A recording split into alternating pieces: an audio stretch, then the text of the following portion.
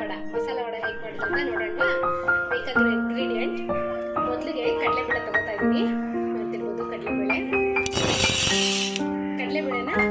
ಒಂದು 2 ಅವರ್ ನೆನೆಸಿಕೊಳ್ಳೋಣ.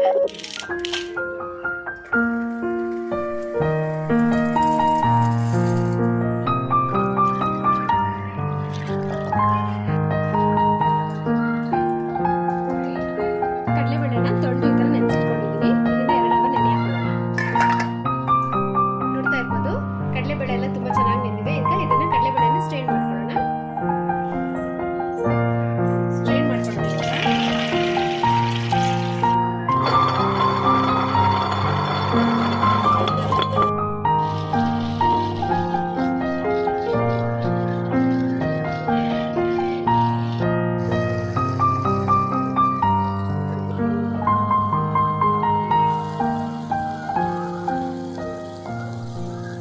ನೋಡಿ ಈ ತರ ರುಬ್ಕೊಂಡಿದ್ದೀನಿ. ಸಾಕು, ಇದಾಗಿದೆ. ತಗೊಳ್ಳೋಣ.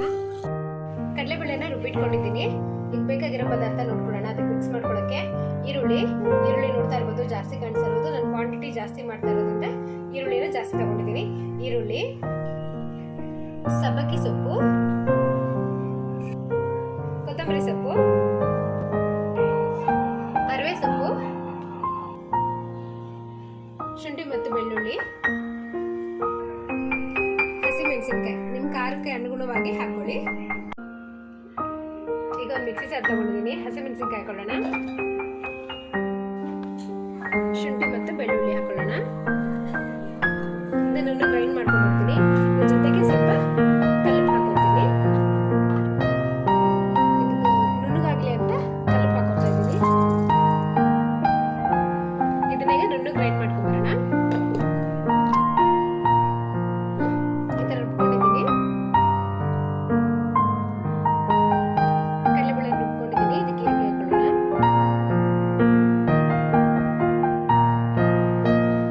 ಸಬ್ಬಕ್ಕಿ ಸೊಪ್ಪು,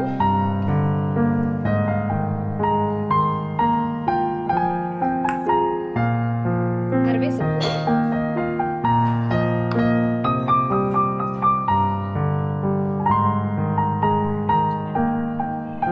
ಕೊತ್ತಂಬರಿ ಸೊಪ್ಪು, ನಾವು ಗ್ರೈಂಡ್ ಮಾಡ್ಕೊಂಡಿರೋಂಥ ಶುಂಠಿ ಬೆಳ್ಳುಳ್ಳಿ ಪೇಸ್ಟ್, ಹಸಿಮೆಣಸಿನಕಾಯಿ, ರುಚಿಗೆ ತಕ್ಕಷ್ಟು ಉಪ್ಪು. ಇದನ್ನೆಲ್ಲ ಚೆನ್ನಾಗಿ ಮಿಕ್ಸ್ ಮಾಡ್ಕೊಳ್ಳೋಣ.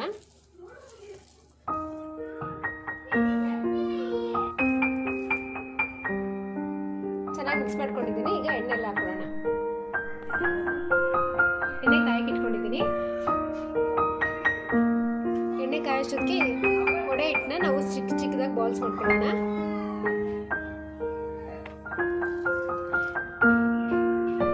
ಈ ಥರ ಆಯಿಲ್ ಕವರ್ ಅಂತ ತಗೊಂಡಿದ್ದೀನಿ. ಇದ್ರ ಮೇಲೆ ತಟ್ಕೊಳ್ಳೋಣ.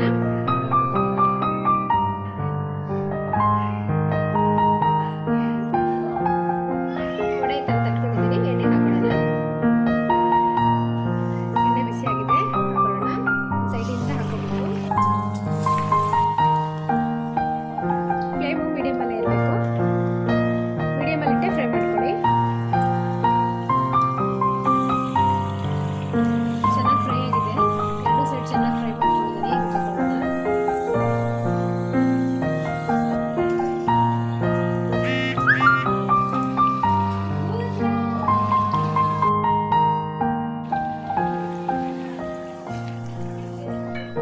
ಮಸಾಲ ವಡ ರೆಡಿಯಾಗಿದೆ. ಈ ವಿಡಿಯೋ ನಿಮ್ಗೆ ಇಷ್ಟ ಆಗಿದ್ರೆ ಲೈಕ್ ಮಾಡಿ.